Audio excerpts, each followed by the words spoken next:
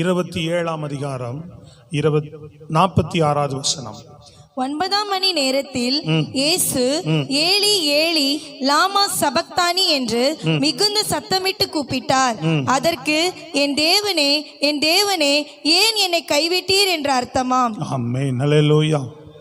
இயேசு கிறிஸ்து சிலுவையில் இருந்த அந்த கடைசி நேரத்திலே அவர் தேவனை நோக்கி ஒரு சத்தமிட்டு ஒரு ஜெபத்தை செய்கிறார்.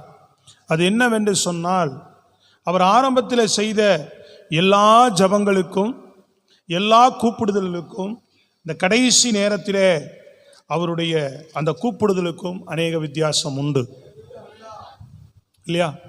பல நேரங்களிலே பிதாவை நோக்கி தேவன் கூப்பிட்டார்.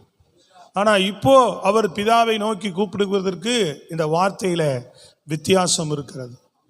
என்ன வித்தியாசம் என்று சொன்னால், என் தேவனே ஏன் என்னை கைவிட்டீர் என்று கூப்பிடுகிறார். எப்படி? என் தேவனே ஏன் என்னை கைவிட்டீர். அப்ப ஆண்டவர் கூட இல்லை. அதுவரைக்கும் கூட இருந்தவர் அந்த கடைசி சிலுவையின் மரணத்தில் அந்த நொடியிலே ஆண்டவர் கூட இல்லை. ஆண்டவர் அவரை கைவிட்டார்.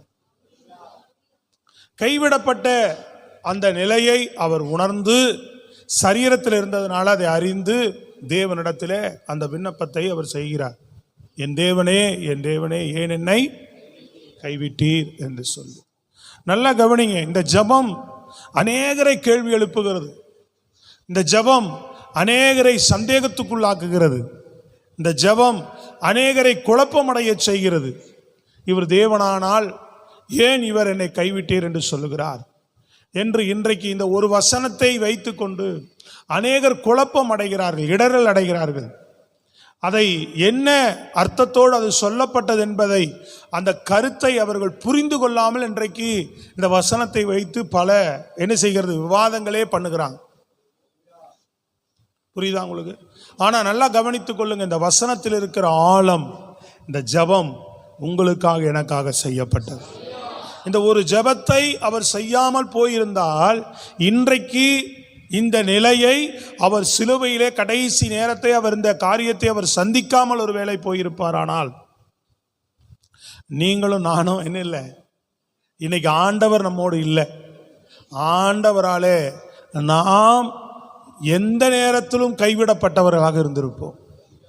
சிலுவையின் மரணத்திலே அவர் கைவிடப்பட்டதினாலதான், அந்த சிலுவையின் கடைசி தருணத்திலே அவர் தேவனால் கைவிடப்படவும் தேவன் கூட இல்லாமல் அவரை கைவிட்டதுனாலதான் இன்றைக்கு தேவன் நம்மளோடு கூட இருந்து, அல்லேலூயா, நாம் கைவிடப்பட வேண்டியவர்கள். தேவன் நம்மை விட்டு, தன்னை விட்டு முற்றிலுமாக, மனிதகுலத்தை விட்டு முற்றிலுமாக தன்னை விலக்கி கொள்ள, பாவம் பெருகின இடத்துல தேவன் தன்னை முற்றிலும் என்ன செய்வார், தன்னை விட்டு விலக்கி கொண்டு மனுகுலத்தை ஒருவேளை அந்த நேரத்தில் கைவிட்டிருப்பார் என்று சொன்னால் இன்றைக்கு நீங்களும் நானும் இன்றைக்கு இந்த தேவனை ஆராதித்து கொண்டு அமர்ந்திருக்க முடியும்.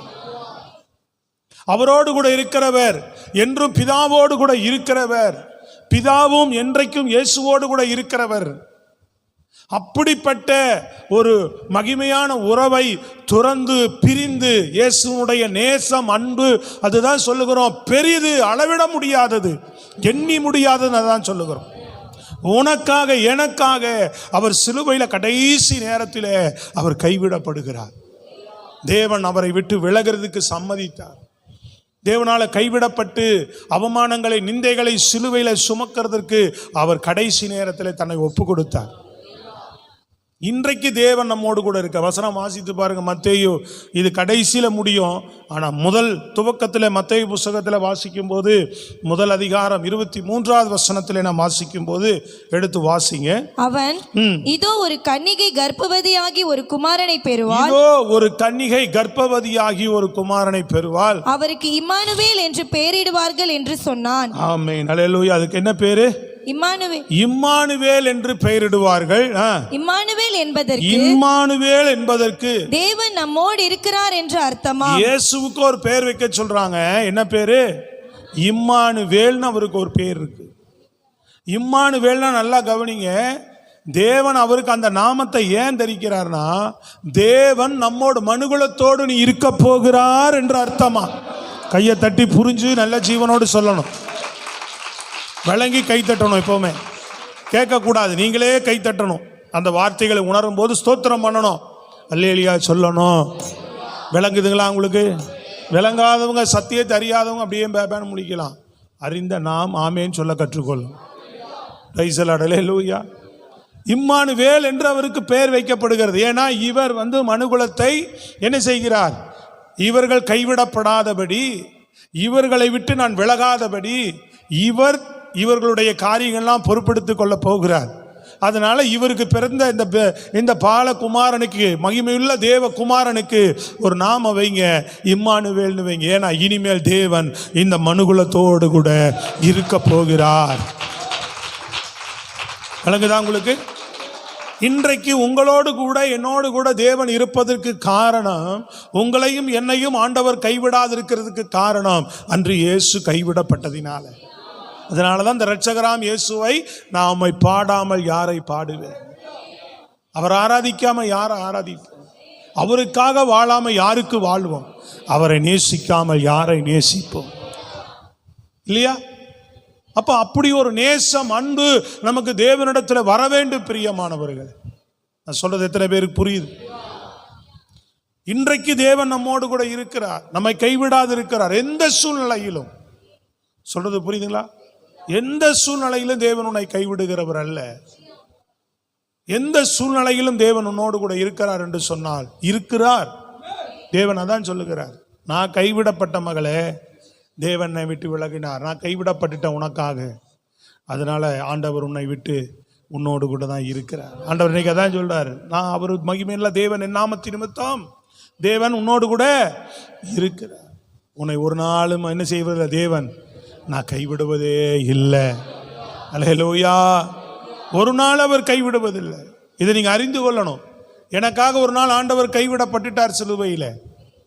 எனக்காக அவர் தேவன் என்ன செய்துட்டார்? மகிமையுள்ள தேவனை விட்டு விலகிட்டார்.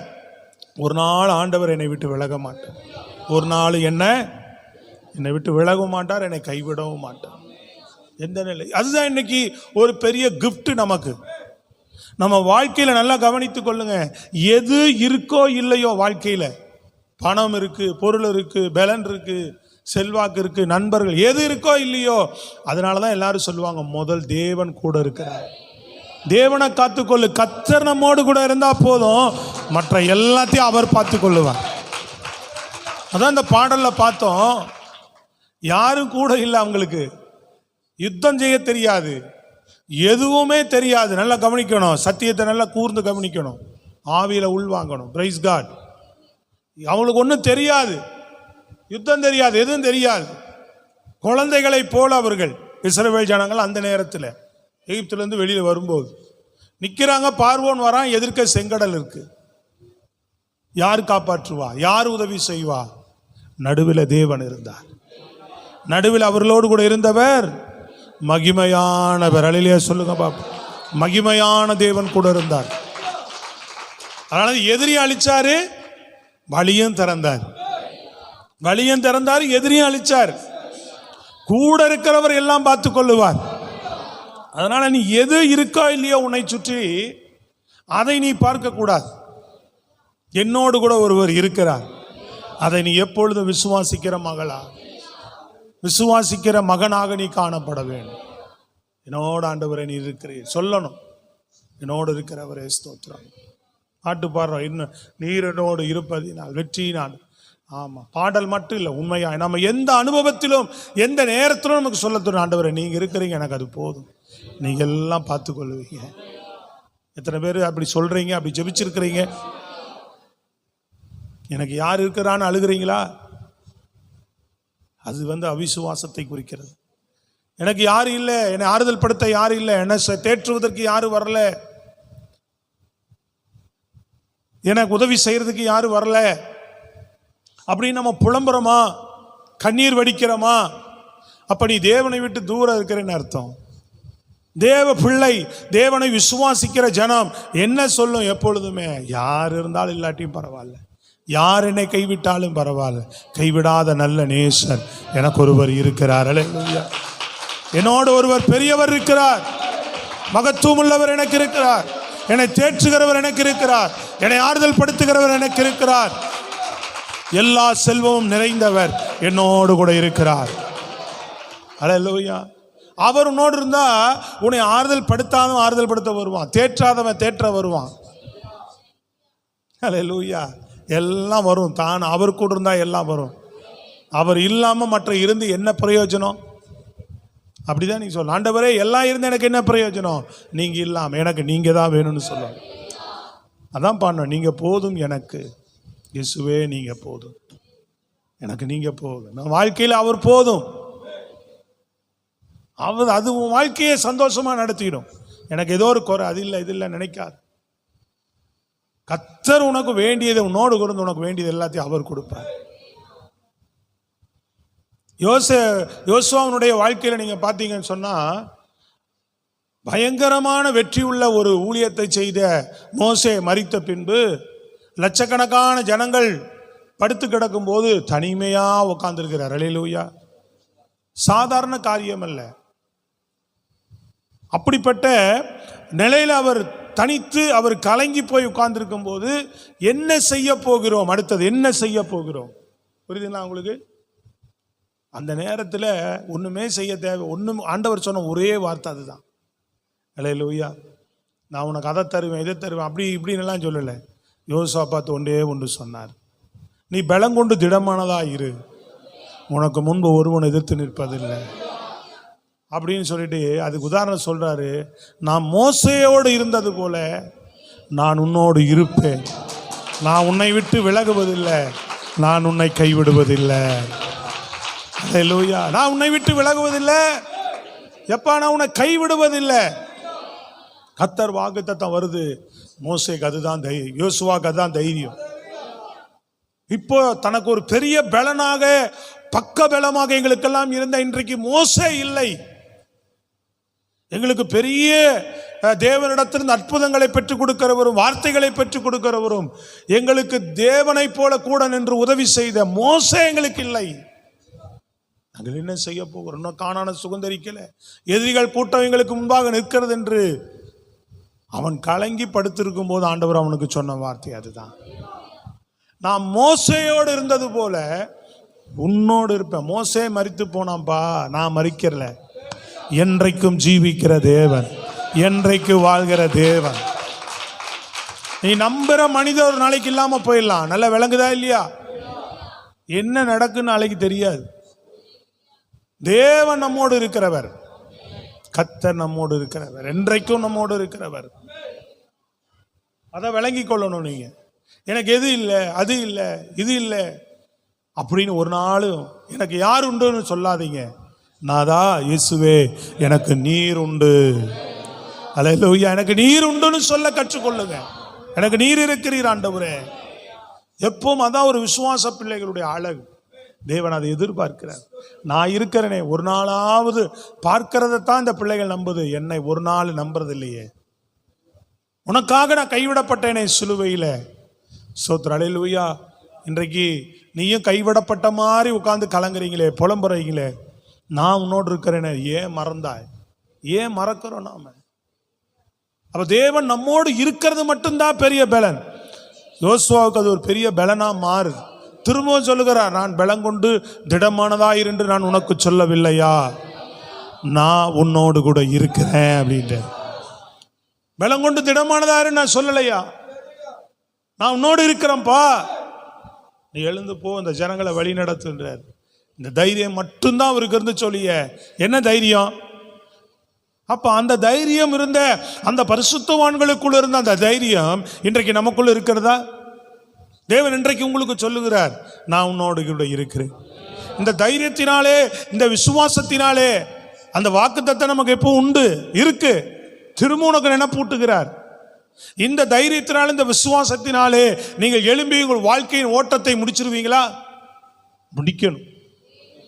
அவர் அந்த தெம்பு தான், அந்த பலன் தான். சுத்தி இருக்கிற 5 லட்சம் ஜனங்களுடைய அவர்களை நம்பல, அவர் அவங்கள நம்பல. விளங்குதான் உங்களுக்கு?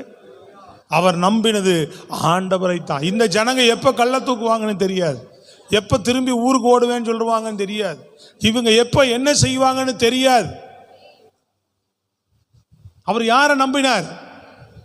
தேவனை நம்புறார். நீ நம்புற ஓனரை, வேலை கொடுக்குற ஓனரை நம்பாத. அல்லேலூயா, ஸ்தோத்திரம். இல்லை யாராவது உனக்கு பெரிய சப்போர்ட் பண்ணிட்டு இருக்கிறாங்கன்னா அவங்கள நம்பாத.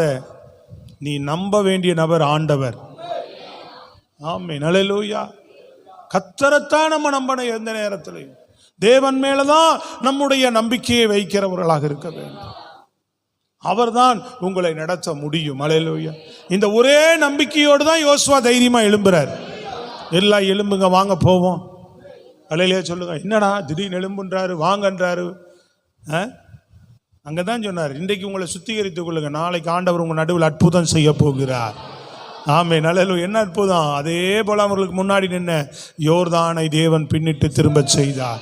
எதிரிகளை வீழ்த்தினார். கானானை கூட இருந்த தேவன் சுதந்தரிக்கும்படியாக செய்தார்.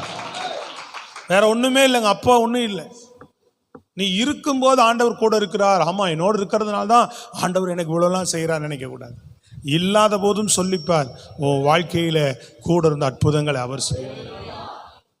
இல்லாத போது சொல்ல கற்றுக்கொள். சொல்றது விளங்குதா உங்களுக்கு? இல்லாத போது, ஒன்றும் இல்லாத போது உன் வாழ்க்கையில எந்த சூழ்நிலையும் உனக்கு சாதகம் இல்லாத போது ஆண்டவர் இருக்கிறாருன்னு சொல்லு. அவர் உனக்கு அற்புதங்களை செய்து உன்னை நடத்துவார். அவர் சோத்திரம். அதை மறந்துடுறோம் நம்ம. ஒவ்வொரு கட்டத்திலையும் ஆண்டவர் ஒவ்வொரு பரிசுத்தவான்களையும் தேவ மனிதர்களையும் தேவன் அப்படி நடத்தி இருக்கிறார். ஆதியாகமம் புஸ்தகம் 39 1-3 வரை வாசிங்க பார்ப்போம். வேகமா 1-3 வரை. ஆதியாகமம் 39 1-3 வரை. யோசேப்பு எகிப்துக்கு கொண்டு போகப்பட்டான். பார்வோனுடைய பிரதானியும் தலை அதிகாரிகளுக்கு அதிபதியுமாகிய போத்திபார் என்னும் எகிப்து தேசத்தான் அவனை அவ்விடத்திற்கு கொண்டு வந்த இஸ்மவேலரிடத்தில் விலைக்கு வாங்கினான். கர்த்தர் யோசேப்போடு இருந்தார். அவன் காரிய சித்தி உள்ளவனானான். அவன் எகிப்தியனாகிய தன் எஜமானுடைய வீட்டிலே இருந்தான். கர்த்தர் அவனோடு இருக்கிறார் என்று கர்த்தர் யோசேப்போடு இருந்தார். நல்ல வசனத்தை பாத்தீங்களா? 2வது வசனத்துல என்ன சொல்லுது? கர்த்தர் யோசேப்போடு இருந்தார். அதை அழுத்தி படிக்கணும். என்ன மெசேஜ் கொடுக்கறோமோ அது என்ன வசனம் வருதோ அது நல்லா அழுத்தி பார்க்கணும். கர்த்தர் யோசேப்போடு இருந்தார். யோசேப்போடு கூட இருந்தார். சத்தமா கையை உயர்த்தி சொல்லுங்க. யோசேப்போடு கூட அந்த ஏசா பண்ணியிருப்பான். யோசேப்போடு கூட கர்த்தர் இருந்தார். ஸ்தோத்திரம், அல்லேலூயா. தேவன் பிரியமானவர்களை நல்லா கவனித்துக் கொள்ளுங்க. நம்மோடு கூட எந்த நிலையில வார்த்தை இருக்கு? சகோதரர்கள் தன்னை கைவிட்ட நிலையில, தன் சொந்த சகோதரர்கள் தன்னை கைவிட்ட நிலையில, அவனுக்கு அம்மா என்று சொல்லக்கூடிய அரவணைக்கக்கூடிய ஒரு தாய் இல்லாத நிலையில, அம்மா இல்லை அவனுக்கு, இல்லையா? தன்னை நேசித்த தகப்பன், அல்லேலூயா, ஆமா, தன் நேசித்த தகப்பனை விட்டு விலகி இருந்த நிலையில, சகோதரர்கள் கைவிட்ட நிலை, அம்மா இல்லாத நிலை. விளங்குதாங்க? நீங்க என்ன, சில பேர் பாருங்க, வசனம் கேளுங்க, என்ன சொல்லுங்க, வெளியில போய் அந்த முறுமுறுப்பு அழுகையும் போகவே போகாது. இந்த விசுவாசம் உங்க வாழ்க்கையில வந்தா இந்த தேவன் உங்களை நடத்த முடியும். இன்றைக்கு ஆண்டவர் திட்டமாய் சொல்லுகிறார் உங்களோடு கூட. இன்றைக்கு உங்க இருதயத்தில் வசனத்தை கேட்டு விசனம் இல்லாம வாழ கற்றுக்கொள்ளுங்க. தேவனோடு நடக்க கற்றுக்கொள்ளுங்க. கூட இருக்கிறவரை கனப்படுத்த கற்றுக்கொள்ளுங்க. கூட இருக்கிறவரை மகிமைப்படுத்த கற்றுக்கொள்ளுங்க. கூட இருக்கிறவரை என்னை நடத்துவார் என்று விசுவாசிங்க. உனக்காக நீ எப்போ நான் கைவிடப்பட்டேன்னு நினைக்கிறியோ அப்ப சிலுவையை நோக்கிப்பார். எனக்காக நீங்க கைவிடப்பட்டுட்டீங்க, அதனால் நான் கைவிடப்படலாண்டவரே. இம்மானுவேல், இயேசு தேவன். அதனால தேவன் என்னோடு கூட இருக்கிறார். அவர் வந்தனால தேவன் நம்மோடு இருக்கிறார். புரியுதா உங்களுக்கு? அவரை விட்டு விலகிட்டார், அவரை கைவிட்டார். எனக்காக நீங்க செஞ்சு முடிச்சுட்டு போயிட்டீங்க, அதனால என் வாழ்க்கையில ஒரு நாள் தேவன் என்னை விட்டு விலக மாட்டீர். எதுவுமே இல்லைங்க யோசேப்புக்கு. புதிய இடம், ஒரு வாலிபன், சூழ்நிலைகள் எதுவுமே சாதகமா இல்லை. அல்லேலூயா. வசனத்தையோ கேட்கிற பிரசங்கத்தையோ அறிவிலிருந்து கேட்கக்கூடாது. என்ன அறிவுன்னு யோசிக்க கூடாது. ஆவியில, இருதயத்தில், இதெல்லாம் இங்கிருந்து இங்க போனா மட்டும்தான் இது உன் வாழ்க்கையில ஜீவனாக மாறும். அது உன் வாழ்க்கையில கிரியை செய்ய ஆரம்பிக்கும். ஆமா, நிறைய பேர் அறிவுபூர்வமா கேட்கறது, அறிவுபூர்வமா நீங்க பார்க்கறது, அது உங்க வாழ்க்கையில அந்த அறிவிலிருந்து உங்களுக்கு அப்படியே வேற ஒரு காரியம் உங்க அறிவுக்கு வரும்போது அது போயிடும். ஆவியில போறது அப்படி நிற்கும். எத்தனை பேருக்கு விளங்குது? ஸ்தோத்திரம், அல்லேலூயா. அறிவுபூர்வமா கேட்ட யாருமே ஆண்டவர்கிட்ட பெரிய காரியங்களை பெரிய நன்மைகளை பெற்றுக்கொண்டவர்கள் அல்ல. ஆவியில விசுவாசித்து இருதயத்தில் உள்ள, வெளியில பார்த்தா தெரியாது, எல்லாரும் போலதான் நானும் போறேன் வரேன் நடக்கிறேன். ஆனா நான் இருதயத்தில் ஒருவரை நம்புகிறேன், இருதயத்தில் நான் ஒருவரை பெரிய விசுவாசத்தோடு வைத்து வாழ்கிறேன். அது உன்னை ஒரு காலம் அசைக்காது, ஒரு காலம் ஒன்று செய்ய முடியாது. எப்படா இவன் எப்படா இவன் எப்படா இவன் உன்னை பார்த்துக்கிட்டே தான் இருப்பாங்க ஒழிய, அதுக்கு காரணம் இருதயத்தில் ஒருவர் வச்சிருக்கிற பத்தியா, நல்லா பெலனா தட்டி சொல்லு. அதுதான் இருதயத்தை ஒரு விசுவாசிக்கிற பத்தியா, அதுதான் காரணம். அப்படிதான் பார்க்குறாங்க யோசேப்பு. எப்படா இவன் எப்படா இவன், அவன் ஒருத்தரை இருதயத்தில் வச்சிருந்தான். அப்பா இல்லை, என்னை நேசித்த அப்பா நான் விட்டு பிரிந்திருக்கிறேன், அம்மா இழந்திருக்கிறேன், சகோதரர்கள் கைவிட்டு இருக்கிறாங்க, ஒரு அடிமையா ஒரு வீட்டில் வேலை செய்கிறேன். அல்லேலூயா. தெரியாத இடம், தெரியாத பாஷை, தெரியாத சூழ்நிலை, எல்லாமே நிலைமை மாறி இருக்கு அவனுக்கு. ஆனா அவனோடு கூட வேதம் சொல்லுகிறது, கர்த்தர் யோசேப்போடு கூட இருந்தார். அவன் ஓனரே கண்டுக்கிறான் பாருங்க. இவன் தேடுகிற இவன் ஒரு தேவனை தேடுறான். நம்ம எல்லாரும் தேடுகிற தேவனை இவன் தேடலை. இவன் யாரோ ஒரு தேவனை சொல்றான். அவன் ஒருத்தன் தான் அங்கே இருக்கிறான், அப்போ வேற யாருமே இல்லை. இவன் நம்ம இதை கும்பிடுனா கும்பிட மாட்டான், அதை செய்யினா செய்ய மாட்டான், அதை பண்ணுனா பண்ண மாட்டான். இவன் சொல்றான் எபிரேய தேவன் சொல்றான், அவர் தான் எல்லாத்தையும் படைத்தவர்ன்றான், எல்லாத்தையும் உண்டாக்கினவர்ன்றான். தேவனை தேடுறான் அப்படின்னு அவனுக்கு தகவல் தெரியுது. ஆனா இவன் கிட்ட கொடுக்குற வேலையெல்லாம் வாய்க்குது, அனுகூலமா இருக்கு, அருமையா இருக்கு பார்க்கறது. அப்ப அந்த எஜமான் கண்டுக்கிறான், இவன் ஆராதிக்கிற தேவன் இவரோடு இருக்கிறான், அவர் போல இவரோடு இருக்கிறார் போல, அதனால பெரிய காரியங்கள் இவன் மூலமா நடக்குது. பார்த்தீங்களா? உன்னோடு கூட தேவன் இருக்கிறதை மற்றவர்கள் அறிந்து கொள்ளும்படி செய்வார். நீ அப்படி அதை மட்டும் நீ எதையும் நம்பாம, எதை பற்றி யோசிக்காம, அங்க வசனம் சொல்லுது பாருங்க, எதுவுமே இல்லை யோசேப்பு, எதுவுமே இல்லைனாலும் கலங்காத, கவலைப்படாத, எனக்கு என் தேவனுக்கு இயேசு இருக்கிறார், அவர் எல்லாவற்றையும் கொண்டு வரக்கூடியவர். உனக்கு சொந்தங்களை ஏற்படுத்தி கொடுக்க அவரால் முடியும், உனக்கு சுகத்தை ஏற்படுத்தி கொடுக்க அவரால் முடியும், உனக்கு வசதிகளை ஏற்படுத்தி கொடுக்க அவரால் முடியும், எல்லாம் அவரால் முடியும். ஸ்தோத்திரம், அல்லேலூயா. எல்லாம் அவர் உனக்கு, எல்லாத்தையும் உனக்கு அவர் உண்டாக்க முடியும். அதனால அவர் என்னோடு கூட இருக்கிறார், அதுதான் நீ சொல்லணும். அதுதான் உனக்கு பலனா மாறும், அதுதான் உனக்கு பலனா இருக்கணும். நீ அதை நினைக்கும் போதெல்லாம் உனக்கு தானா ஒரு பலன், 1 கோடி ரூபாய் என் கையில் இருக்கிற மாதிரி, எனக்கு பெரிய ஒரு பலன், எந்த பலவீனத்திலும் நான் சரியாயிட்டேன் அப்படின்ற மாதிரி. புரியுதுங்களா உங்களுக்கு? ஒருத்தருமே இல்லைன்றது, என்னை சுற்றி 1000 பேர் இருக்கிற மாதிரி. ஹலோ, விளங்குதா? அப்படி எண்ணம் வரணும். அதுதான் தேவன் என்னோட, அதுக்கு மேலே தேவனை பற்றி நினைக்கும் போது அதுக்கு மேலே. இப்படிதான் அவர்கள் வாழ்க்கையில ஒன்றும் இல்லை, ஆனா தேவன் நான் இருக்கிறேன்னு சொன்னோன்னு யோசுவா தைரியப்பட்டு எழுந்துட்டார். யோசேப்புக்கு ஒரே காரியம்தான், என்னது? தேவன் என்னோடு இருக்கிறார், எனக்கு அது போதும். இப்போ சகோதரர்கள் கைவிட்டாங்க, அம்மா இல்லை, நேசித்த அப்பாவும் இல்லை, அவன் மனம் உடைஞ்சு தன் வாழ்க்கையை தவறாக முடிவெடுத்து கொள்ளலை, தப்பான பாதையில் போகல, அவங்க சொல்றதெல்லாம் கேட்டு எல்லாரையும் பின்பற்றி போகலை, அந்த என்னோடு இருக்கிற தேவனை அவன் பின்பற்றி. ஸ்தோத்திரம், அல்லேலூயா. தேவன் என்னோடு இருக்கிறான்ற விசுவாசம் மாத்திரம் நமக்கு இருந்தா எதுலையுமே நம்ம போய் நேரம் அவர்கிட்ட போவோம், அவர் பாதத்தில் விடுவோம், அவர்கிட்ட கண்ணீர் வடிப்போம், அவர்கிட்ட ஜெபம் பண்ணுவோம், அவர்கிட்ட நம்ம எல்லாவற்றையும் பெற்றுக்கொள்ளுவோம். அவர் கிரியை செய்வார், அவர் கிரியை செய்துட்டே இருப்பார். தான் சொல்ல, உனக்காக நீ கவலைப்படாத, உனக்காக சிலுவையில் இயேசு கைவிடப்பட்டுட்டார், நீ கைவிடப்பட மாட்ட, வாழ்க்கை கைவிடப்பட போவது இல்லை, நம்பிக்கையோடு இருக்கணும். பிரைஸ் காட், அல்லேலூயா. அதே ஆதியாகமம் புஸ்தகத்தில் 22ஆம் அதிகாரத்தில் 26ஆம் அதிகாரத்தில் 2-3 வசனங்கள் வாசிங்க பார்ப்போம். 2-3 வசனங்கள்.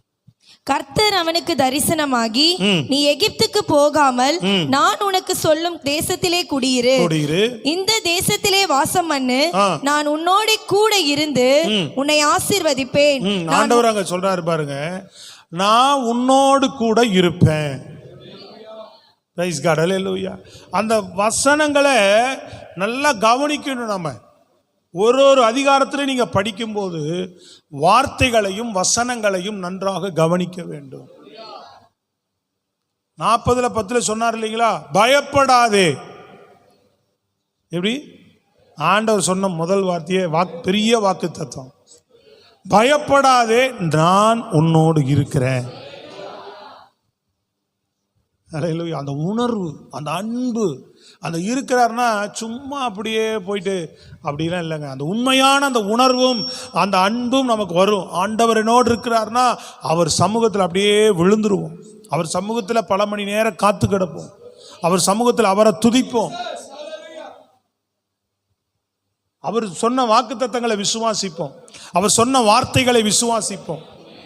அவர் நடத்துவார், என் தேவனோடு நடத்துவீர். போய் பாருங்க, அதிசயங்கள் தானா நடக்கும், கிரிகள் தானா நடக்கும். உங்களுக்கு விரோதமா எழும்புற பிசாசு உன் பக்கத்தில் விழுந்து போவான். பாதத்தின் கீழே கத்த கொண்டு வருவார் அவனை.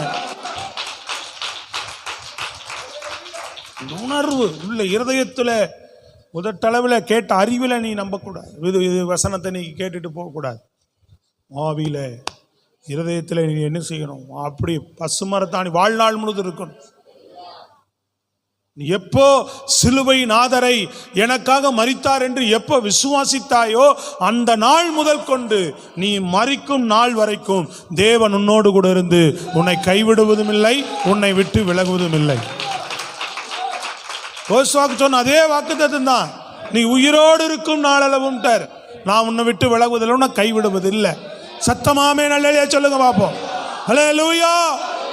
ஆமா, மரண நாள் வரைக்கும் இருப்பார். நீ ஒரு நாளாவது ஆண்டவரே நீ ஏதாவதுக்காக கலங்கிட்டினா ஆண்டவர்கிட்ட மன்னிப்பு கேட்க. நீ ஏதாவதுக்காக புலம்பிட்டு ஆண்டவரை சொல்லி புலம்பிட்டா பரவாயில்ல. ஹல்லேலூயா. இன்னனாலும் நீ ஆண்டவர்கிட்ட மன்னிப்பு கேட்டு, ஆண்டவரே நான் மன்னிச்சிரு, நீங்கள் இருக்கிறத மறந்துட்டு புத்தீனமாக பேசிட்டேன், புத்தீனமாக நடந்துட்டேன், ஹல்லேலூயா, புத்தீனமாக செயல்பட்டுட்டேன், என்னை மன்னிச்சிருங்க. சோத்திரம். ஹல்லேலூயா சொல்லுங்க பாப்பா. Praise God. ஹல்லேலூயா. எனக்கு இந்த வார்த்தை திங்கக்கிழமை கொடுத்தார் ஆண்டவர். திங்கக்கிழமையிலேருந்து நான் தியானம் பண்ணி ஜெபம் பண்ணிக்கிட்டே இருக்கேன். நேற்று ஜெபம் பண்ணும்போது இதே வார்த்தை தான் ஆண்டவர் திரும்ப உணர்த்தினார். திங்கக்கிழமை வார்த்தை வருது, திங்களோ செவ்வாய்க்கிழமை ஆண்டவர் பேசினார். இப்போ செவ்வாய்க்கிழமை நம்ம இல்லை, செவ்வாய்க்கிழமை விடுதலை கூட்டத்தில் இல்லை, வெளியே போயிருந்தனால அன்னைக்கு வார்த்தை கொடுக்க முடியாது. சில நேரம் ஆண்டவர் பேசுவார், அப்படியே போயிடும், எனக்காக கொடுத்த மாதிரி இருக்கும், அப்படியே வேறு செய்தி கொடுத்துருவார். ஆனால் இந்த நாளில் ஜெபிக்கும் போதும் இதே வார்த்தையை ஞாபகப்படுத்தி, இந்த வார்த்தை எனக்கு உன்னோடு இருக்கிறேன்ற வார்த்தையில் தான் பேசிகிட்டே வந்தார். ஆனால் அதுக்கு ஆதாரமாக பேசினேன் நேற்று ஜெபத்தில் இருக்கும்போது தான் இயேசு கிறிஸ்துனுடைய சிலுவையை காமிச்சார். அங்கே நான் கைவிடப்பட்டுட்டேன். அதனால் ஜனங்கள்கிட்ட சொல்லு, ஒரு நாளும் நீங்கள் கைவிடப்படுவது இல்லைன்னு சொல்லு. பிரைஸரோட வழியிலே சொல்லுங்க. எந்த நிலையிலும் தேவன் மேலே நம்பிக்கை. Praise God. ஹல்லேலூயா. நல்லா உற்சாகமாக சொல்லுங்க. எந்த நிலையிலும் இருதயம் கேட்க மறுக்கக்கூடாது. ஹல்லேலூயா. தேவனுடைய காரியங்களை கேட்கும்போது நம்ம இருதயம் எப்படி இருக்கணும்? விருத்த சேதனம் பண்ணப்பட்ட இருதயம், நறுங்குண்டதுமான இருதயம், தாழ்த்துகிற இருதயம் வசனத்துக்கு. அப்படியே தாழ்மையா வசனத்துக்கு நம்ம ஒப்பு கொடுக்கிற ஒரு இருதயம். விளங்குதாங்க?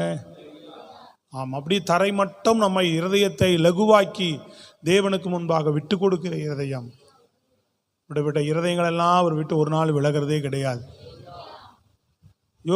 ஈசாக்கு இடத்துல ஆண்டவர் சொல்லுகிறார், பெரிய செல்வந்தர் தன்னுடைய அப்பா, பெரிய சீமான், அந்த ஊர்ல பெரிய மனிதர் அவர். விளங்குதாம்மா உங்களுக்கு? கொஞ்சம் கேட்குறீங்களா இல்லையா? பெரிய மனிதர், பெரிய செல்வந்தர். எப்படி? பெரிய சீமான், பெரிய செல்வந்தர், பெரிய மனிதர் அந்த ஊர்ல இறந்துட்டார். அப்பா இறந்தாச்சு, அப்பா இறந்தாச்சு. கிட்டத்தட்ட இவனுக்கு ஈசாக்கு 60 வயசுக்கு மேலே தான் இறந்தார்.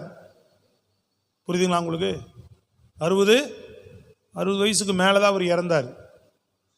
இப்போ பாருங்க, அதுவரை கூட இருந்தவர் இப்போ இவர் இறந்துட்டார். ஊர்ல பஞ்சம் வந்துருச்சு. ஊர்ல பெரிய மனிதன் சீமானா அப்படி இருந்தவர் மரித்து போனார். ஊர்ல கடுமையான பஞ்சம் வந்துருச்சு. ஊரை சுற்றி இருக்கிறவங்களாம் அவர் இறந்து போனதுனால இவன் அவருடைய மகன் தானே அப்படின்னு இவங்ககிட்ட கொஞ்சம் போர் செய்து பார்க்குறாங்க, போராடுறாங்க, எதிர்க்கிறாங்க, எல்லாரும் விரோதம் செய்கிறாங்க. நீங்க இருந்து கிளம்பு, இது ஏன் இடன்றாங்க. இப்போ ஆபிரகாம் இடத்துல என்ன பண்றாங்க, இவங்க கைப்பற்றி வச்சுக்கிட்டு ஏன் இடம், நீங்க இருந்து கிளம்புன்றாங்க. இப்படிதான் தூங்கணும். சோத்திரம், அல்லேலூயா. இதுதான் இளைப்பாறுகிற இடம். சோத்திரம். நினைக்கிறீங்களா இல்லையா வசனத்தை? அப்போ தன் தகப்பன் இறந்த உடனே ஊராரெல்லாம் அவனை கொஞ்சம் விரட்டி பார்க்குறாங்க. என்ன சொல்றாங்க, கடுமையா பஞ்சம் வந்துருச்சு, 1-2 இருந்த அந்த தண்ணீர் துறவையும் என்னுடையது, ஏன்னா அவனுக்கு தேவை, என்னுடையது, நீங்க இருந்து கிளம்பு அப்படின்னாங்க. எதிர்ப்பு ஒரு பக்கம், பஞ்சம் ஒரு பக்கம், அப்பா இல்லைன்ற சூழ்நிலை ஒரு பக்கம். ஆனா ஆண்டவர் அதை அவனுக்கு ஆபிரகாமுக்கு வாக்குத்தத்தம் பண்ணப்பட்ட இடம். இப்ப என்ன செய்யறதுன்னு அவனுக்கு புரியல. நல்லா விளங்குதாங்க, என்ன செய்யறதுன்னு புரியல. நல்லா கவனிங்க. இன்றைக்கு இந்த வசனம் சில பேருக்கு பொருந்தாம இருக்கலாம். நீ திரும்பிப்பார், என்ன செய்யறதுன்னு தெரியாம நீ கலங்கி நின்ற நேரத்துல எல்லாம் அன்றைக்கு கர்த்தர் உன்னோடு இருந்தனாலதான் இன்னைக்கு தெம்பா உட்கார்ந்து இருக்கிற. அதை திரும்பிப்பார், அதை திரும்பிப்பார். ஆமாண்டவரே, அன்னைக்கு நீங்க இல்லைனா இன்னைக்கு நான் தெம்பா உட்கார்ந்து இருக்க முடியாது. அன்னைக்கு நீங்க என்னோடு இருந்தீங்க ஆண்டவரே, என்ன கைவிடல ஆண்டவரே, அதனாலதான் இன்னைக்கு நான் தெம்பா உட்கார்ந்து இருக்கிறேன். விளங்குதா இல்லையா? அதான் தெம்பா உட்கார்ந்து இருக்க. 4 பேர் முன்னாடி கௌரவமா நடக்கிறேன்னா அன்னைக்கு நீங்க கைவிட்டிருந்தா இன்னைக்கு நான் இல்லை. ஹலோ, ஆமா, இன்னைக்கு அதுக்காக நன்றி சொல்லு. அன்னைக்கு நீங்க என்னோடு இருந்து நடத்திட்டு வந்ததுக்காக உமக்கு நன்றி ஆண்டவரே. சோத்திரம், அல்லேலூயா. கர்த்தருடைய நாமத்துக்கு மகிமை உண்டாகட்டும். எல்லாம் வாய் திறந்து சொல்லுங்க பார்ப்போம். ஆம், இந்த நிலையில தான் ஆண்டவர் பேசுறார். எதிர்ப்பு, பஞ்சம், பெரிய மனிதனாய், பெரிய சப்போர்ட்டா, பெரிய சீமானா இருந்த ஆபிரகாம் இல்லை. ஆபிரகாம் இல்லை. இங்க வருமானத்துக்கு வழி இல்லை. அல்லேலூயா. அனுகூலமான ஆளும் இல்லை. சொல்லுங்க, சொல்லுங்க. ஆதரவான அப்பா இல்லை, வருமானத்துக்கு வழி இல்லை, அனுகூலமா அங்க பேசுறதுக்கு ஒரு ஆளும் இல்லை. விளங்குச்சா? நல்லா சொல்லுங்க. ஆனா ஆண்டவர் பேசுறார், உனக்கு நான் இருக்கிறேன்னு சொல்றார். எதுவுமே இல்லை. ஆண்டவர் சொல்றாரு, ஈசாக்கு நான் உன்னோடு கூட இருக்கிறேன். அவ்வளவுதான், இந்த இடத்தை விட்டு போகாது. ஒரே வார்த்தை, அவ்வளவுதான். ஆபிரகாம் இருந்த மாதிரி உன்னோடு இருப்பேன், இந்த இடத்தை விட்டு போகாது. ஒரே வார்த்தை முடிச்சிட்டாரு. ஒப்பா இல்லைன்னு நினைக்காத, நான் இருக்கிறேன். இங்க எதிர்ப்பு இருக்குன்னு நினைக்காத, நான் இருக்கிறேன். இங்க வருமானத்துக்கு வழி இல்லை நினைக்காத, நான் இருக்கிறேன். எதிர்த்து வந்தவனை முறியடித்தார், வருமானத்துக்கு வழி செய்து கொடுத்தார். தன் தகப்பனுக்கு மேலாக தகப்பனாக அவனுக்கு கூட இருந்தார். நல்ல ஜோரா கைகளை தட்டி அல்லேலூயா. அது அப்படியே விசுவாசித்து அவன் கீழ்ப்படிந்தான். பாருங்க, என்னங்க அப்பா இல்லை, இங்கெல்லாம் விரட்டுறான், இங்கே தேவையில்லை, நான் எப்படி இருக்கிறது ஆண்டவரே, நான் கொஞ்சம் என்னன்னா அப்படியே ஏன்னா எகிப்து வரைக்கும் போயிட்டு வந்துடுறேன், என்ன கொஞ்சம் அங்கே அனுப்புங்க, இன்னாட்டி எங்கள் மனைவி வீட்டுக்கே போயிடுறேன் அப்படி சொன்னானா? அந்த ஒரே வார்த்தை கீழ்ப்படிஞ்சு விசுவாசித்து எதிர்த்து வரதான் செய்தாங்க. ஆண்டவர் என்னை இங்கே கூட இருக்கிற நீ இருண்டார், அவர் பார்த்துக்குவார். தேவை அவர் பார்த்துக்குவார். எல்லாம் அவர் பார்த்துக்கிட்டாரா இல்லையா? எதிர்ப்பையும் காலி பண்ணிட்டார், தேவைகளை சந்திச்சுட்டார். கூட இருக்கிறவர் அதான் சொல்றாரு, நான் கூட இருக்கிற எல்லாத்தையும் நான் பார்த்து கொள்ளுவார். அவர் பார்த்து கொள்ளுவார். உன் வாழ்க்கையில வேண்டியது எல்லாத்தையும் ஒன்னொன்னு அடுத்தடுத்து என்ன பண்ணுவார்? அவர் உனக்கு கொண்டு வந்துட்டே இருப்பார். உன் வாழ்க்கையை கட்டமைச்சுக்கிட்டே இருப்பார். அதனால நல்லா கவனித்துக் கொள்ளுங்க. எனக்கு எதை பத்தியும் உன் சிந்தையில இருக்கக்கூடாது. அல்லேலூயா. நாளைக்கு ஏதாவது வந்துட்டா கூட எனக்கு இது வந்துருச்சு அது வந்துருச்சுன்னு நினைக்காத. இதெல்லாம் ஆண்டவர் நீங்க என்னோடு இருந்ததுனால வந்தது. சொல்ல எப்படி சொல்லணும்? நீங்க என்னோடு இருந்ததுனால வந்தது.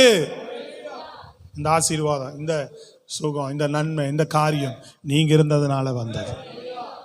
அத்தனையும் தேவனால வந்தது. தேவனுக்கே மகிமை. கையை உயர்த்தி சத்தமா சொல்லுங்க. நீ உங்களால வந்தது ஆண்டவர். அதை நல்லா சொல்ல கற்றுக்கொள்ளுங்க. இன்னைக்கு நான் நிக்கிறேன்னா உங்களால, நடக்கிறேன்னா உங்களால, வாழ்றேன்னா உங்களால, இந்த வாழ்வு உங்களால. ஆனா அவர் அன்னை கைவிடப்படலைன்னா இன்னைக்கு நம்ம கதை எப்பவோ ஜோலி முடிஞ்சிச்சு. ஸ்தோத்திரம், அல்லேலூயா. நம்ம கைவிடப்பட்டனால தான் தேவன் நம்மோடு இருந்து நம்ம வாழ்க்கையில எந்த அற்புதங்களை செய்ய முடியாது, எந்த கிரிகளையும் செய்ய முடியாது. தெரிந்து கொள்ளணும் பிரியமானவர்களே. எடுத்து இன்னொரு வசனம் வாசிங்க. அப்போஸ்தலர் நடபடிகள்ல ஒரு வசனம் 23:11 வாசிங்க பார்ப்போம். 23:11 வேகமா. அப்போஸ்தலர் நடபடிகள் 23:11. நம்ம அன்று ராத்திரியிலே கர்த்தர் பவுலின் அருகே நின்று, பவுலே திடன்கொள், பவுலே திடன்கொள், நீ என்னை குறித்து எருசலேமிலே சாட்சி கொடுத்தது போல ரோமாவிலும் சாட்சி கொடுக்க வேண்டும் என்றார். ஆமென், அல்லேலூயா. அதிகாரத்தை சொல்லும் போதே பைபிள் எடுக்கும். நிறைய பேர் பைபிள் பெரட்டில் நான் பார்க்குறேன், படிக்கிற பிள்ளைகள் கூட. அப்படிலாம் இருக்கக்கூடாது. தேவ சமூகத்துக்கு அதுக்கு தான் வந்திருக்கிறோம். அப்போஸ்தலர் நடபடிகள் இத்தனை அதிகாரம்னு சொல்லும்போது, ஆதியாகமம் இத்தனை அதிகாரம்னா உடனே எடுத்து அவங்க வாசிக்கிறத நீங்கள் கவனிக்கணும். படிக்க தெரிந்தவர்கள் வசனத்துக்கு முக்கியத்துவப்படுத்துங்க. ஹலோ, கவனிக்கிறீங்களா? நான் திரும்பவும் சொல்கிறேன், நீங்கள் பேருக்கு வந்து உட்காந்து 1-2 பேரை நான் கவனிக்கிறேன். பேருக்கு வந்து நீங்கள் உட்காந்து இங்கே எழுந்து போவதனால தேவன் உங்கள் வாழ்க்கையில் எதையுமே செய்ய முடியாது. உள்ளுணர்வோடு கூட, முழு அர்ப்பணிப்போடு கூட, ஆயத்தத்தோடு கூட ஆராதனைக்கு நீங்கள் வரும்போது மாத்திரமே ஆண்டவரிடத்தில் ஆசீர்வாதங்களை பெற முடியும். ஆண்டவர் உங்கள் வாழ்க்கையில் கிரியை செய்ய முடியும். அவர் எப்படி வேணாலும் தேடு, நான் உன்னை நடத்துவேன் அப்படின்லாம் சொல்லலை.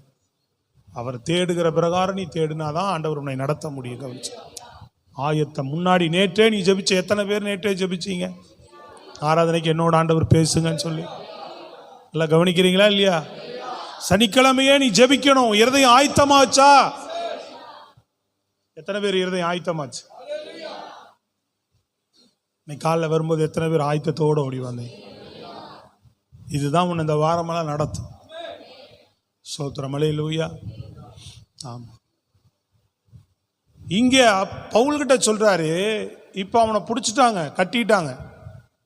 அவனை அடிக்காத குறை, பயங்கர எதிர்ப்பு, ஜனக்கூட்டம். விட்டா அவனை காலி பண்ணிடுவாங்க, விட்டா அவனை காலி பண்ணிடுவாங்க. இன்னொரு பக்கம் அரசாங்கம் பிடிச்சி வச்சிருக்கு, இன்னொரு பக்கம் ஜனங்க வெளியில விட்டா கொல்றதுக்கு ரெடியா இருக்கிறான். இப்படிப்பட்ட நிலையில ஆண்டவர் பவுலை பார்த்து சொல்றாரு, பவுலே திடன்கொள். என்ன சொல்றாரு? நான் உன்னோடு இருக்கிறேன், உன் தலையிலேருந்து ஒரு முடி கூட விழாது. கப்பல் யாத்திரையில் சொன்னார், இங்கே சொன்னார், லைனா அவனுக்கு நிறைய இடத்துல எவ்வளவோ வந்துச்சு. அப்பெல்லாம் பவுல்கிட்ட அவர் சொன்ன வார்த்தை தான், நீ இன்னும் எனக்கு சாட்சி கொடுக்க வேண்டியது இருக்கு. நீ என்னை பற்றி நிறைய இடத்துல இன்னும் நீ சாட்சி சொல்ல வேண்டி இருக்கு. திடன்கொள், நான் உன்னோடு இருக்கிறேன். அல்லேலூயா. தைரியமா இரு. இந்த விலங்கோ, இந்த வெளியில் இருக்கிற கூட்டம்னா ஊனுது, அதெல்லாம் உன்னை ஒன்றும் செய்யாது. சொல்லுங்கம்மா. உன்னை எதிர்க்கிற கூட்டம் ஒன்றும் செய்யாது, ஒன்றும் செஞ்சிட முடியாது. நான் என்ன நினைக்கிறேனோ அதுதான் உன் வாழ்க்கையில் நடக்கும். நீ இன்னும் எனக்கு சாட்சி கொடுக்க வேண்டியது நிறையா இருக்கு, ஜீவனோடு கூட. அல்லேலூயா. விளங்குதா உங்களுக்கு? நீ யாராவது பேசினா பயப்படாதீங்க. நீ அவ்வளோதான் பார்த்துக்கன்னு பயப்படாதீங்க. சோத்திரம், விளங்குதா உங்களுக்கு? தேவனோடு இருக்கிறார். கப்பல் யாத்திரையில் இதுதான் சொன்னார். கடந்து வந்தார், பாம்பு வந்து பிடிச்சிருச்சு அவனை. எல்லாரும் சொல்கிறாங்க, பாத்தியா அப்படின்றாங்க. இவன் சாவுக்கு உரியவன் தான் போல, இவனோட பாவம் அவனை விடலை பாத்தியா அப்படின்னாங்க. இவனுக்கு எதாவது நடந்துச்சுன்னா 4 பேர் அப்படி தான் சொல்லுவான். சும்மா எதனா அவ்வளோதான், இவங்க பாவம் இவங்களை விடலை பாத்தியா அப்படிம்பா. நீ கத்தரிடத்துல மனம் திரும்பிட்ட, கத்தரோடு இருக்கிற, கத்தர் என்னோடு இருக்கிறார், என்னை காப்பாற்றுவார் நம்பிக்கையோடு. அதே வாய் சொல்லும், கத்தர் இவனோடு இருக்கிறார், இவன் தேவன் என்று சொல்லி கொண்டார்களாம். கப்பல் சேதம் ஒன்றும் பண்ண முடியல, பாம்பும் ஒன்றும் பண்ண முடியல, அவனை குறை சொல்ல மனிதர்களும் ஒன்றும் பண்ண முடியல. கத்தர் கூட இருந்தால் இதுதான் நடக்கும். கப்பல் யாத்திரையும் கடப்ப, வேளையில் உன்னை தாக்க வர சத்துருடைய வல்லமையும் உன்னை மேற்கொள்ளாது. மனிதர் உன்னை பற்றி என்ன பேசினாலும் எல்லாம் வாய்க்காம போயிடும். கத்தர் கூட இருந்து அற்புதமாக நடத்துவார். நல்ல கைகளை தட்டி சொல்லுங்க, தேவன். அதான் சொல்கிறேன், இன்னைக்கு அதான் ஆண்டவர் சொல்றார், அம்மா நீ எதை விட தேவன் பெரியவர், இவ்வளோ மகத்துவம் உள்ளவர். அதை உன் சிந்தையில் நிறுத்திப்பார். அவர் என்னோடு இருக்கிறாரு, அது போதும் எனக்கு. நான் சொல்ல, நீங்க எனக்கு போதும் ஆண்டவரே, நீங்க எனக்கு போதும் ஆண்டவரே. சோத்திரம். சவுல் ஒரு பக்கம் எதிர்க்கிறான், வனாந்தரத்தில் கிடக்கிறார் தாவீது. சோத்திரம். சவுல் எதிர்ப்பு, வனாந்தர பாதை, சில நேரம் கூட இருந்தவன் கைவிடப்பட்ட நிலை. எத்தனையோ முறை அவனை எதிர்க்கிறான், கூட இருந்தவனே கைவிட்டு போறான், தூசிக்கிற ஆட்கள். அல்லேலூயா. எப்போ மரணம்னு அவனுக்கு தெரியாது, என்ன நடக்கணும் தெரியாது. ஆனால் ஒரே நம்பிக்கையில் தான் அவன் ஓடிட்டு இருந்தான். உன்னை உன் ஆண்டவர் சொன்ன, ஆண்டவர் கர்த்தர் தாவீதோடு கூட இருந்தார். அல்லேலூயா. சவுலும் அவுட்டு, அவனை கைவிட்டு அப்பப்போ அவனை இது பண்ண ஆட்களும் சரியாக்கினார். எல்லாமே அவனுக்கு கர்த்தர் கூட இருந்தனால அவன் எதுவும் செய்யல, எல்லாத்தையும் ஆண்டவரே கூட இருந்து அவனுக்கு செய்தார். எந்த நிலையில ஆண்டவர் கூட இருந்ததுனால, வனாந்தரத்தில் இப்படிப்பட்ட பாதையில கர்த்தர் பாருங்க, என்ன மாதிரி சூழ்நிலைகள்ல அவங்களுக்கெல்லாம் ஒன்றும் கிடையாது, கூட இருந்த இந்த தேவ மனிதர்கள் விசுவாசித்ததெல்லாம் அதுதான். கடைசியா அருமையான ஒரு வாக்குத்தத்தத்தோடு நான் சொல்லி உங்களுக்கு ஜெபிக்க விரும்புகிறேன். ஏசாயா தீர்க்கதரிசன புஸ்தகம் 43ஆம் அதிகாரம். எல்லாருமே எடுத்துக்கொள்ளுங்க பாப்போம். ஏசாயா 43 எடுத்துக்கொள்ளுங்க. 43ஆம் அதிகாரம் வாசிங்க பார்ப்போம். 1 to 5 வரை உள்ள வசனம். இப்பொழுதும் யாக்கோபே, இப்பொழுதும் யாக்கோபே, உன்னை சிருஷ்டித்தவரும் இஸ்ரவேலே, நல்லா கவனிங்க, உன்னை உருவாக்கினவருமாகிய கர்த்தர் சொல்லுகிறதாவது. அல்லேலூயா. நான் சொல்றத கொஞ்சம் கவனிச்சு கேளு அப்படின்றார் ஆண்டவர். நான் சொல்றத கொஞ்சம் கேளு அப்படின்றார். பயப்படாதே, உன்னை மீட்டுக் கொண்டே, உன்னை பேர் சொல்லி அழைத்தேன், நீ என்னுடையவன், நீ என்னுடையவள் அப்படின்றார். அல்லேலூயா. சந்தோஷமா கைதட்டி சொல்லுங்க, நீ என்னுடையவன், நீ என்னுடையவள். இதுதாங்க தேவன் நமக்கு சொல்றாரு பாருங்க. பயப்படாதே. ஆனா இதுதான் நமக்கு பலனா மாறணும், ஜீவனா மாறணும், உந்துகோலா மாறணும். கர்த்தர் என்னோடு இருக்கிறார், எழும்பு. கர்த்தரோ நம்ம வாழ்க்கையை நடத்தக்கூடிய. விளங்குதா இல்லையா உங்களுக்கு? நல்லா கைத்தட்டி சொல்லுங்க அல்லேலூயா. தொடர்ந்து கீழே சொல்றாரு பாருங்க, நீ தண்ணீரை கடக்கும் போது நான் உன்னோடு இருப்பேன். புரியுதா உங்களுக்கு? அப்படின்னா என்னது? நீ அக்கினியில் நடக்கும் போது வேகாது இருப்பாய். காரணம், நான் கூட இருக்கிறேன். நீ எந்த பாதையில் நடந்தாலும் எதுவும் உன்னை சேதப்படுத்தாது. விசுவாசம் இருக்கணும். சோத்திரம். படிக்கட்டு இருக்கணும், வசனத்தை மறக்க கூடாது. வாழ்நாள் முழுதும் அப்படி. இதெல்லாம் எப்பவுமே இருக்கக்கூடிய வசனங்கள். அப்படி இருக்கணும் நம்ம இருதயத்தில். சோத்திரம். நான் உன்னோடு இருக்கிறேன். நீ அக்கடியில் நடந்தாலும் உன்னை ஒன்றும் பண்ணாதியா. நீ தண்ணீரை கடந்தாலும் அது உன்னை மூழ்கி போடாது. விளங்குதாங்க? நீ எந்த பாதையில கடந்து போனாலும் நான் நோடு கூட இருக்கிறபடினாலே உனக்கு ஒரு சேதமும் வராதுன்றார். சோத்திரம். விளங்கிட்டா உங்களுக்கு? நான் இஸ்ரவேலின் பரிசுத்தரும் உன் இரட்சகருமாய் இருக்கிற உன் தேவனாய கர்த்தர் உன்னை மீட்கும் பொருளாக எகிப்தையும் உனக்கு ஈடாக எத்தியோப்பியாவையும் சேபாவையும் கொடுத்தேன். ஆத்துமாக்களை ரட்சிக்கும்படி உனக்கு உதவி செய்வேன்.